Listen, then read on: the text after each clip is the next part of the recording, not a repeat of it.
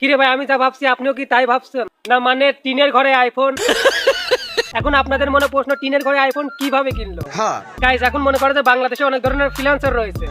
মনে করে যে হ্যামস্টার ফ্রিল্যান্সার আর মনে করে যে ট্রেডার। তো আমাদের অ্যাপটা হচ্ছে imo freelancer. Audio call 100, video call 500।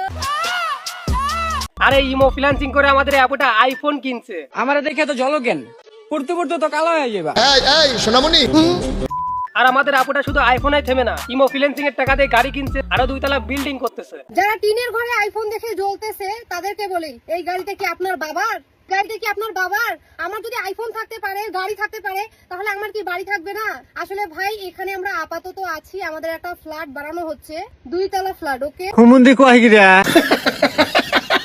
তাহলে ভাবেন ভাই, আমাদের আপুটা তোমার দিয়ে কত কিছু করছে। আমার ঘরের মাছা বেহাই ছাদা হয়েছে।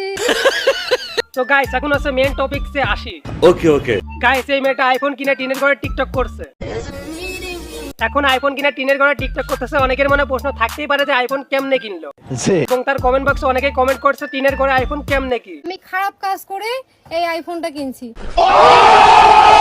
সেই কমেন্টগুলো দেখার পরে এই মেয়েটা যা শুরু করছে, এখন ওর কি কি আছে কিংবা কি কি নাই সেটা তো পাবলিক দেখতে চায় নাই। এই গাড়িটা কি আপনার বাবার? আরে সুতিয়া, পাবলিক কি তোর এসব দেখতে চাইছে? মানে খারাপ কমেন্ট করছিস, তুই খারাপ কমেন্টে রিপ্লাই দিবি না ভাই, সেখানে শেষ। আর তুই সেখানে চুল পাগলামি করতেছিস। এই গাড়িটা কি আপনার বাবার? বোকা মেয়ে ফাজিল, থাপড়ে দাঁত ফেলে দেওয়া দরকার। মানে তুই কি ভাবছিস চুল পাগলামি করে তুই অনলাইনে ভালো থাকতে পারবি? তুই যদি এটা মনে করিস তাহলে তুই হাঁকা করে ঘুমায় যা।